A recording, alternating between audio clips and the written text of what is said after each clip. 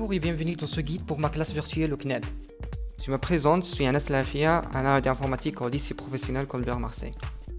Ce guide est destiné principalement pour les enseignants de lycée Colbert, mais ça reste utile aussi pour les autres enseignants qui veulent connaître comment utiliser CNED.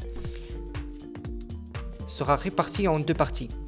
La première, c'est comment s'inscrire au CNED, et la deuxième, c'est comment utiliser cet outil de vidéoconférence. Et voir aussi les différentes fonctionnalités de ce outil. On commence par la première partie.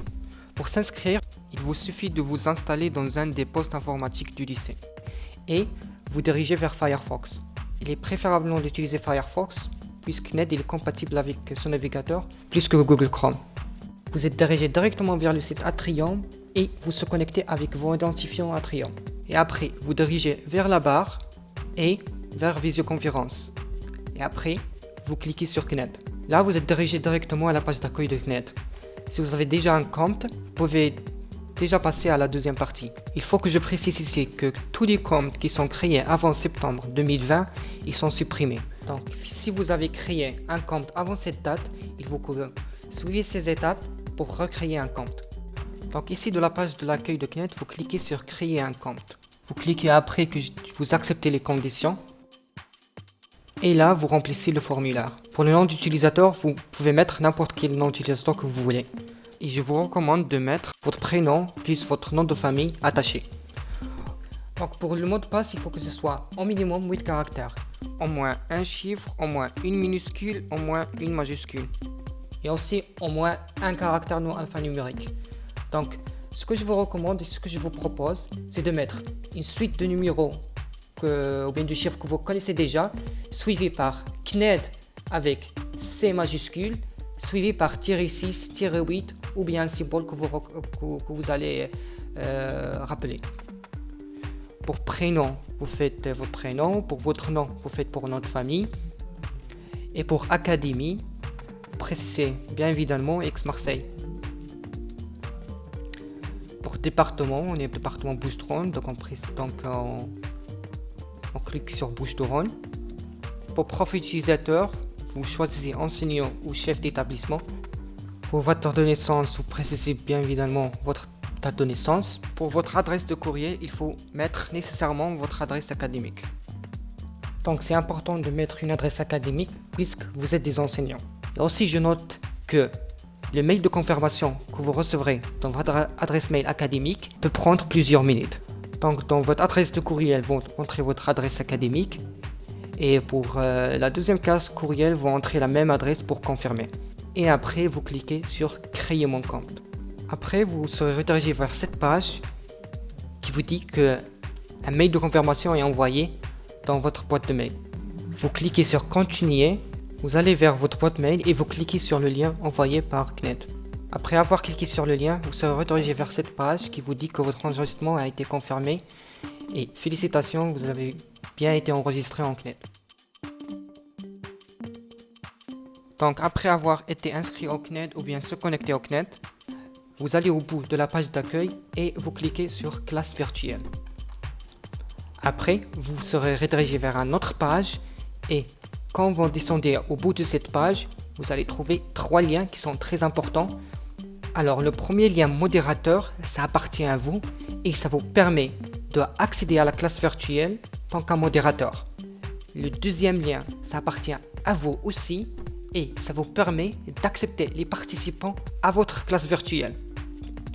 Et le troisième lien de participants, c'est le lien à envoyer aux élèves qui vont vous joindre votre classe virtuelle. Donc les deux premiers liens vous appartiennent. Le troisième lien, c'est le lien à envoyer à vos élèves ou aux participants. Comment utiliser tous ces différents liens? C'est ça ce que vous allez voir avec cette petite démonstration. Vous pouvez appliquer la même méthode sur vos téléphones ou vos tablettes, donc c'est pas limité à un ordinateur. Alors la première étape, c'est de sélectionner le lien modérateur et on vérifie qu'on a sélectionné tout le lien, sinon ça marche pas. On fait copier à ce lien, on ouvre un nouvel onglet et on fait coller. Alors là, vous avez accès à votre classe virtuelle en tant qu'un modérateur. Comme j'ai dit déjà, ce lien vous appartient et n'est pas à communiquer aux élèves ni aux participants. Comme vous voyez, CNED vous demande l'accès à votre microphone. Vous cliquez sur souvenir ce choix et vous cliquez autoriser, comme ça ne vous embête pas.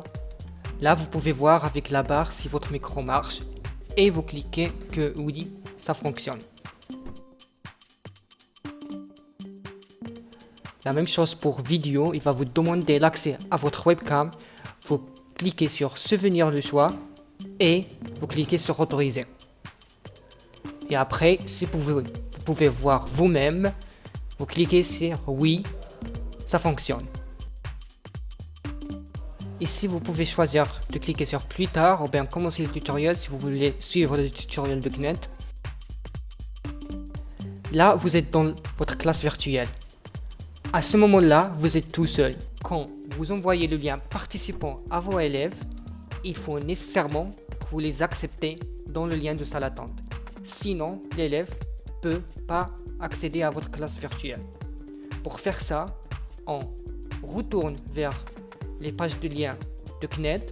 On fait copier le lien de salle d'attente et on ouvre un autre onglet. On fait coller ce lien dans ce nouvel onglet.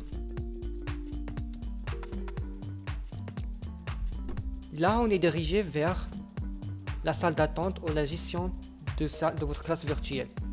Vous pouvez voir ici 3 listes. La liste autorisée et la liste en attente et la liste des exclus. Donc l'élève, quand il va cliquer sur votre lien participant, son nom va s'afficher dans la liste en attente. Et c'est à vous de l'accepter ou de ne pas l'accepter. Alors là, on va faire un point de vue d'élève. On va voir l'élève, quand il va cliquer sur le lien, qu'est-ce qu'il va s'afficher dans son écran.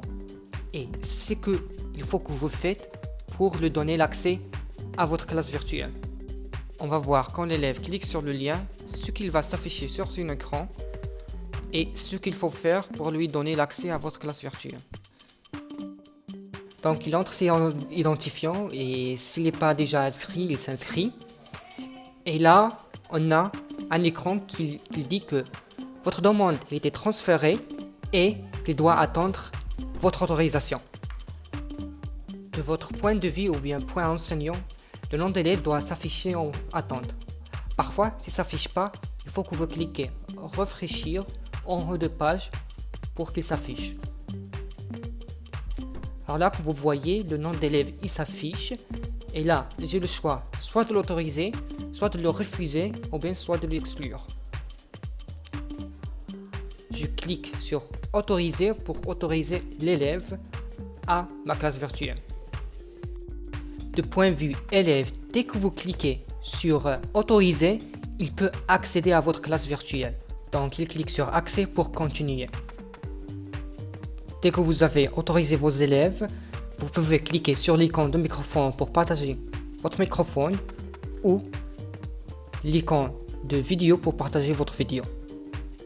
Dans la barre à droite, vous avez accès au chat en texte et vous avez aussi accès à la gestion d'utilisateurs qui sont dans votre classe virtuelle.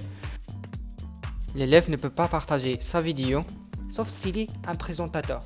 Donc pour le définir comme un présentateur, cliquez sur le menu options ou bien les 3 points à droite du nom de l'élève et vous cliquez sur définir l'élève comme un présentateur.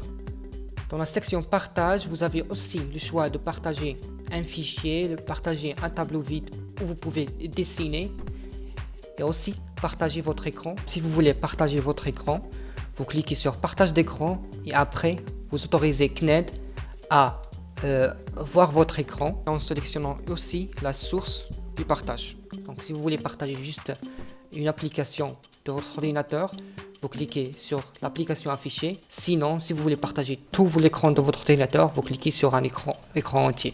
Et après, vous cliquez sur autoriser. C'est la fin de ce guide. Si vous avez des questions, vous pouvez les laisser en commentaire. Je vous remercie pour votre attention.